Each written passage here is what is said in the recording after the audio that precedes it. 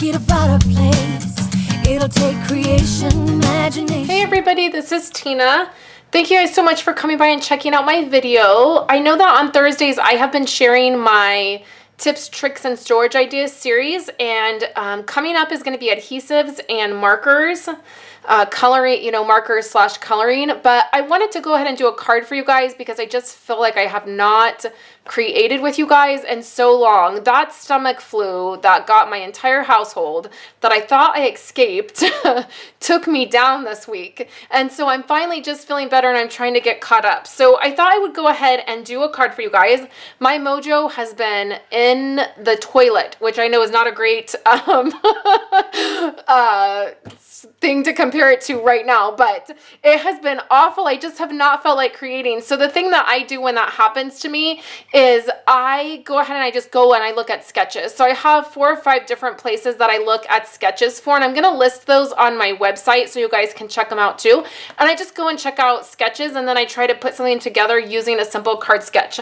So I'm using one from Freshly Picked Sketches, I think it's called, and I'm going to be using this stamp set, and I want to show you a trick with these dies so you can get the stamp set and the die together, and that's what I'm going to be using. And I'm going to show you a trick to cutting this, and then just so you guys know, people next door are mowing their lawn, my kids are outside running around in the sunshine. It's a little chaotic here, so just so you know. So let's go ahead and get started, and let me show you what I have so far. I've prepared a few things. We're going to start with a piece of Bermuda Bay, because how better to get that creativity back and feel creative than using Bermuda Bay. So let's get you guys zoomed in, because last time I did a card, I forgot to zoom you in.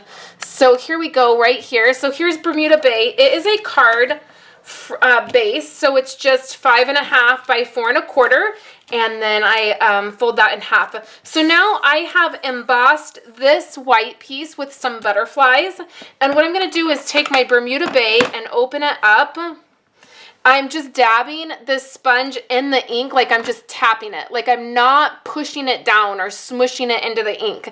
I'm just like tapping it, like just barely letting that ink touch the sponge right there. So then I'm going to come in on the edges, and I'm going to add a little bit of color because I felt like these butterflies were not standing out when I first did this and was coming up with this. I just felt like those butterflies got lost.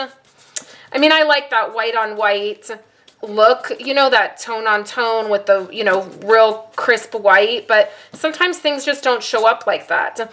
So then I'm going to go ahead, and I'm not really worrying about the middle because stuff is going to be covering that up, but then I'm just going to drag this ink all over.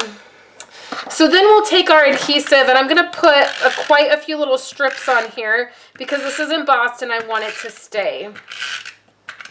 So don't forget that Celebrations is coming to an end really, really quickly. At the end of March will be the end of Celebrations, and so all the free product and extra goodies are going to go away. I'm still looking to add 2 more people to my team. I really want to craft with you guys more and get to know you better, and I can do that when you guys join my team. So if you're interested, all of the details for Celebrations, they're going to be all over my website so that you guys can see them. And then the link to join is in the YouTube description, you guys. Sorry about that. Okay, so here is a piece of designer paper, and it's cut at 3.5 by 3.5. And I'm going to put this in the middle. It's always hard to put a square like this right in the middle. I feel like I never get it lined up perfectly, but we're just not going to worry about if it's perfect or not. And this paper comes from the 6x6 stack that is cupcake and carousels. So now let me show you guys these really fun stamps that I got that are not Stampin' Up. These are reverse confetti stamps, and I love the sentiments on them because they're more religious or more inspirational. So there's this one that has the let your faith be bigger than your fear, which is what we're using. There's this one that says, this is my rock. It says, here is my rock, God is our refuge, that kind of thing. It's called my rock. And then there's this one that is the Lord's Strength. So I love these. I actually got these to use in my Project Life albums that I'm working on, but I thought it would work really well on this card. So this white piece right here is a 3x4 square, which is really a very, very easy layer. And then I'm just using Bermuda Bay, and we're going to stamp that down in the corner. So let's go ahead and close that because you can see I've already stuck my finger in the ink. So now this is going to be layered, of course, but what I want to do is add some foam to it. And I am using this foam tape because it's just a little bit more sturdy for the whole back of this. So now this piece can go on here. You want to be a little bit careful when you're using this Whisper White cardstock and you're stamping because it can smear. If you're not careful and you touch your stamped piece right away, your ink can kind of smear.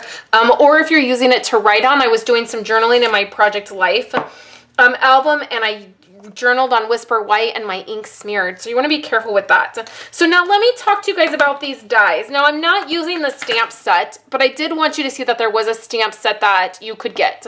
I got that in Claremont, and I've just gotten this last week, and this is the first time that I'm using any of these. So here is this portion right here, which I cut out using this.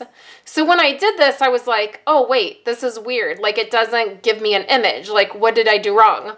So the thing is that then it comes with this outline, and you line this up. It's a little bit, you know, you gotta look at it a little bit to get it lined up, but then you run this through your die cut machine again, and it's going to give you an image. So I tried it both ways. I cut this first, and then I tried to cut this, and that didn't work so well. I didn't line it up very well. So what you want to do is cut this image first and leave quite a bit of room around your image, and then you're going to line this up and cut this. So I'm going to do that, and then I'll be right back. So you can see that that die is right around where I've already cut, and then when you remove it, you're going to pop this out, and that's how you get your image.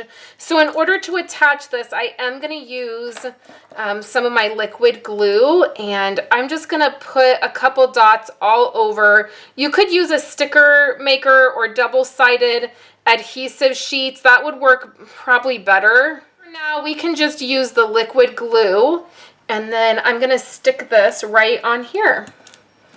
Just like that. And the last thing I'm going to do is I'm just going to add one of these large rhinestones right to the middle of this flower image. And then because the white part is popped up, you really don't need to put adhesive on this part because it won't stick down because this part is raised up. So I hope you guys enjoyed this card. I'm so glad I got to make another card with you guys this week, and I hope you guys are doing well. Tomorrow I'm going to be back to share with you my February Project Life pages and how those have turned out. So I hope you guys are having a great day, and I will chat with you guys later.